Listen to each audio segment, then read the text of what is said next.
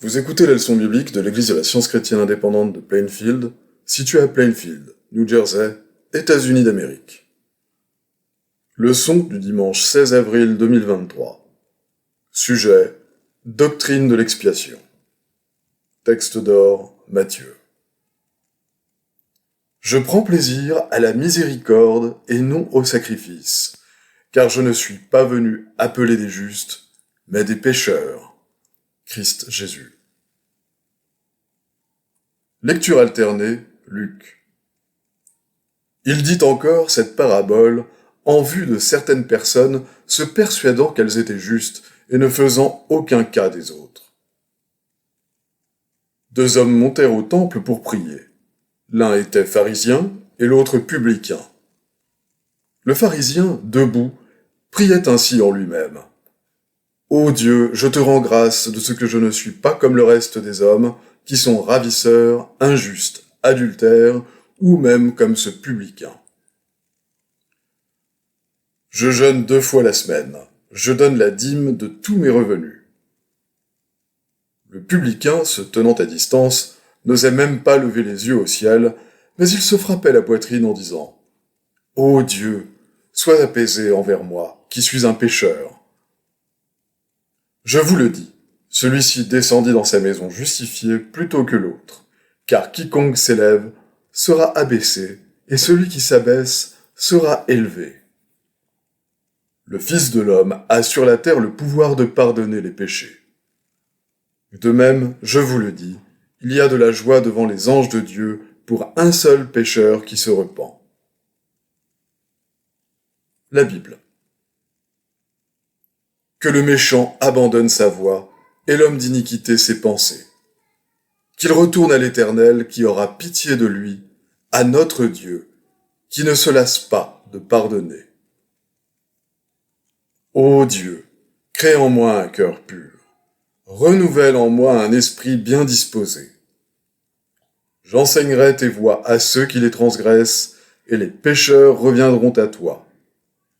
Si tu eusses voulu des sacrifices, je t'en aurais offert, mais tu ne prends point plaisir aux holocaustes. Les sacrifices qui sont agréables à Dieu, c'est un esprit brisé, ô Dieu. Tu ne dédaignes pas un cœur brisé et contrit. Alors tu agréeras des sacrifices de justice. Mon fils, n'oublie pas mes enseignements, et que ton cœur garde mes préceptes. Que la bonté et la fidélité ne t'abandonnent pas. Lis-les à ton cou, écris-les sur la table de ton cœur. Ne méprise pas la correction de l'Éternel et ne t'effraie point de ses châtiments. Car l'Éternel châtie celui qu'il aime, comme un père l'enfant qu'il chérit. Et si quelqu'un a péché, nous avons un avocat auprès du Père, Jésus-Christ le juste. Il est lui-même une victime expiatoire pour nos péchés, non seulement pour les nôtres, mais aussi pour ceux du monde entier. Si nous gardons ses commandements, par là nous savons que nous l'avons connu. Jésus dit : Tu aimeras le Seigneur ton Dieu de tout ton cœur, de toute ton âme et de toute ta pensée.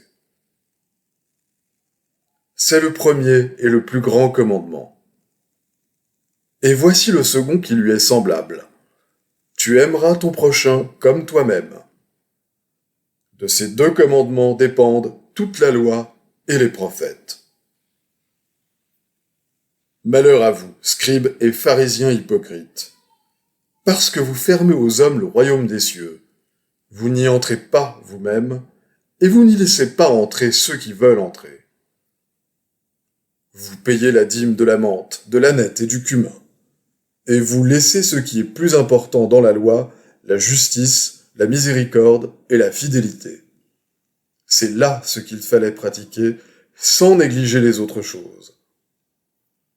Vous de même, au dehors, vous paraissez juste aux hommes, mais au dedans, vous êtes plein d'hypocrisie et d'iniquité. Jérusalem, Jérusalem, qui tue les prophètes et qui lapide ceux qui te sont envoyés, combien de fois ai-je voulu rassembler tes enfants, comme une poule rassemble ses poussins sous ses ailes, et vous ne l'avez pas voulu. Car je vous le dis, Vous ne me verrez plus désormais, jusqu'à ce que vous disiez « Béni soit celui qui vient au nom du Seigneur ».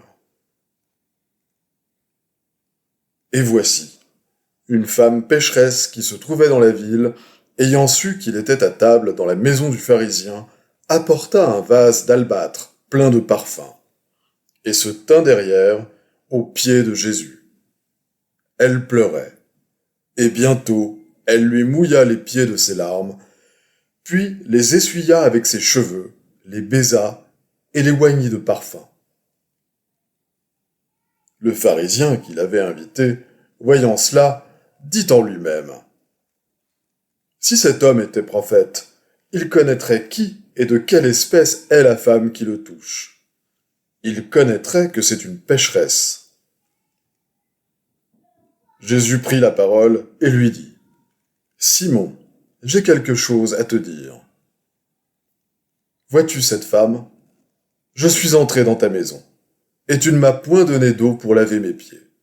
Mais elle les a mouillés de ses larmes, et les a essuyés avec ses cheveux. Tu ne m'as point donné de baiser, mais elle, depuis que je suis entré, elle n'a point cessé de me baiser les pieds.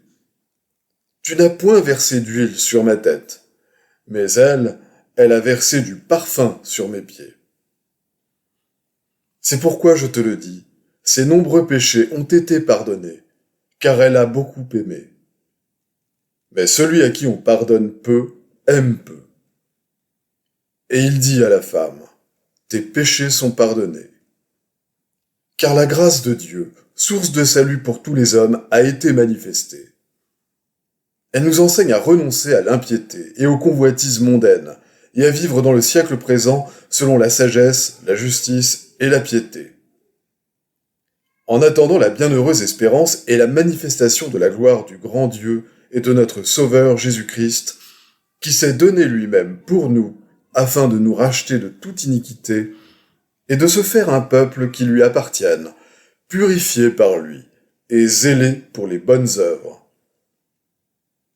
La nouvelle que nous avons apprise de lui, et que nous vous annonçons, c'est que Dieu est lumière, et qu'il n'y a point en lui de ténèbres. Si nous disons que nous sommes en communion avec lui, et que nous marchions dans les ténèbres, nous mentons, et nous ne pratiquons pas la vérité. Mais si nous marchons dans la lumière, comme il est lui-même dans la lumière, nous sommes mutuellement en communion, et le sang de Jésus, son Fils, nous purifie de tout péché. Si nous disons que nous n'avons pas de péché, nous nous séduisons nous-mêmes, et la vérité n'est point en nous. Si nous confessons nos péchés, il est fidèle et juste pour nous les pardonner et pour nous purifier de toute iniquité. Soumettez-vous donc à Dieu. Approchez-vous de Dieu et il s'approchera de vous. Nettoyez vos mains, pécheurs. Purifiez vos cœurs, hommes irrésolus.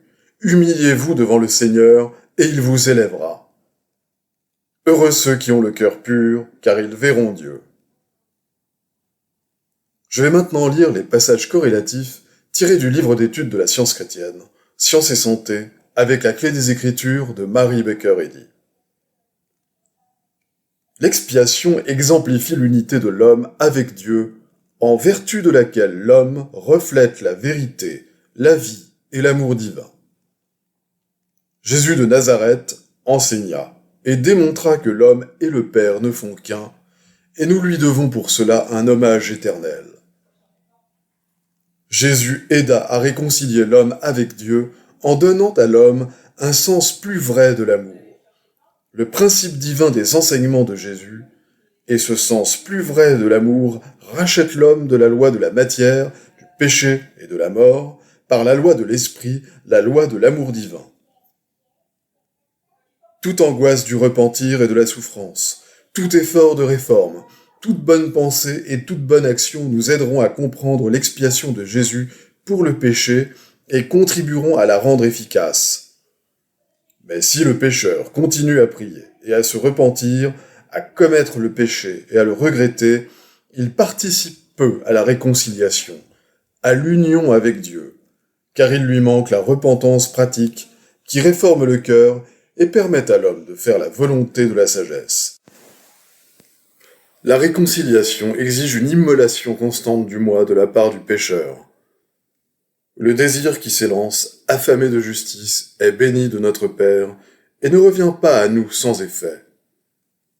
Ce dont nous avons le plus besoin, c'est de la prière du désir fervent de croître en grâce, prière exprimée par la patience, l'humilité, l'amour et les bonnes œuvres. Garder les commandements de notre Maître et suivre son exemple, voilà notre vraie dette envers lui et la seule preuve valable de notre gratitude pour tout ce qu'il a fait. Faire des efforts continuels pour être toujours bon, c'est prier sans cesse. Les motifs de cette prière sont révélés par les bienfaits qu'ils apportent. Bienfaits qui, même s'ils ne sont pas reconnus de vive voix, attestent que nous sommes dignes d'être participants de l'amour. Notre Père céleste, l'amour divin, exige de tous les hommes qu'ils suivent l'exemple de notre Maître. Le grand Nazaréen, aussi doux qu'il était puissant, réprouva l'hypocrisie qui faisait de longues prières pour attirer des bénédictions sur des méthodes matérielles, mais masquait le crime, latent dans la pensée, qui était prêt à passer aux actes et à crucifier loin de Dieu. Le martyre de Jésus fut le péché culminant du pharisaïsme. Pharisien. Croyance corporelle et sensuelle. Propre justification. Vanité, hypocrisie. Il est relaté dans le 7e chapitre de l'Évangile selon saint Luc que Jésus fut un jour le convive honoré d'un certain pharisien nommé Simon, qui n'avait d'ailleurs rien de commun avec Simon le disciple. Pendant le repas, un incident insolite se produisit comme pour interrompre cette fête orientale. Une étrangère entra. Jésus repoussa-t-il la femme avec mépris? Refusa-t-il son adoration? Non, il la regarda avec compassion, et fit ainsi ressortir la leçon pour chacun, la faisant suivre de cette remarquable déclaration adressée à la femme. Tes péchés te sont pardonnés. Pourquoi résuma-t-il ainsi la dette de cette femme envers l'amour divin? S'était-elle repentie et réformée? Et par sa pénétration, Jésus avait-il discerné cette silencieuse régénération morale? Quel était le plus noble hommage rendu à une affection aussi ineffable? L'hospitalité du pharisien ou la contrition de Marie-Madeleine? Jésus répondit à cette question en réprouvant le pharisaïsme et en prononçant l'absolution de la pénitente. Ici se pose une grave question motivée par une des nécessités de notre époque. Les scientistes chrétiens recherchent-ils la vérité de la façon dont Simon recherchait le Sauveur, par conservatisme matériel et en vue d'un hommage personnel? D'autre part, montrent-ils leur attachement à la vérité ou Christ par une véritable repentance et un cœur brisé, exprimé par l'humilité et l'affection humaine comme le fit cette femme? La science divine ajuste la balance comme l'ajustait Jésus. La science n'efface la peine qu'en effaçant d'abord le péché qui provoque la peine. Tel est mon sens du pardon divin, et je comprends que c'est là la méthode de Dieu pour détruire le péché. Le pécheur craint de jeter la première pierre. Il peut dire, par subterfuge, que le mal est irréel, mais pour le savoir, il devra démontrer ce qu'il aura avancé. Affirmer que les prétentions du mal n'existent pas, et cependant s'y livrer, constitue une offense morale. L'aveuglement et le pharisaïsme serrent de près l'iniquité.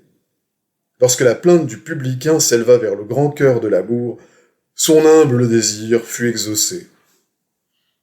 Le mal qui prévaut dans les sens corporels, mais que le cœur condamne, n'a pas de fondement. Mais si le mal n'est pas condamné, il n'est pas renié, il est entretenu. En cherchant à effacer les erreurs des sens, il faut payer entièrement et loyalement jusqu'au dernier cadran, jusqu'à ce que toute erreur soit finalement assujettie à la vérité. La méthode divine de faire payer le salaire du péché implique la nécessité de démêler nos réseaux et d'apprendre par expérience à distinguer entre le sens et l'âme. Le Seigneur châtie celui qu'il aime. Celui qui connaît la volonté de Dieu ou les exigences de la science divine et leur obéit s'attire l'hostilité de l'envie. Et celui qui refuse d'obéir à Dieu est châtié par l'amour. Grâce au châtiment salutaire de l'amour, nous sommes poussés dans notre marche vers la justice, la paix et la pureté, qui sont les jalons de la science. La purification des sens et du moi est une preuve de progrès. Heureux ceux qui ont le cœur pur, car ils verront Dieu. C'est ainsi que nous participons à l'union avec la vérité et l'amour. Les devoirs quotidiens de Mary Baker Eddy. Prière quotidienne. Il sera du devoir de tout membre de cette Église de prier chaque jour. Que ton règne vienne, que le règne de la vérité, de la vie et de l'amour divin soit établi en moi et élimine de moi tout péché. Et puisse ta parole enrichir les affections de toute l'humanité et la gouverner. Règle pour les mobiles et les actes. Ni l'animosité, ni un attachement purement personnel ne doivent déterminer les mobiles ou les actes des membres de l'Église mère. Dans la science, l'amour divin seul gouverne l'homme, et un scientiste chrétien reflète les douces aménités de l'amour en réprouvant le péché, et en manifestant un véritable esprit de fraternité, de charité et de pardon. Les membres de cette Église doivent journellement veiller et prier, pour être délivrés de tout mal, pour ne pas prophétiser, juger, condamner, conseiller, influencer ou être influencé d'une manière erronée. Vigilance face au devoir. Il sera du devoir de chaque membre de cette Église de se défendre journellement contre la suggestion mentale agressive et de ne pas se laisser entraîner à oublier ou à négliger son devoir envers Dieu, envers son leader et envers l'humanité. Par ses œuvres, il sera jugé et justifié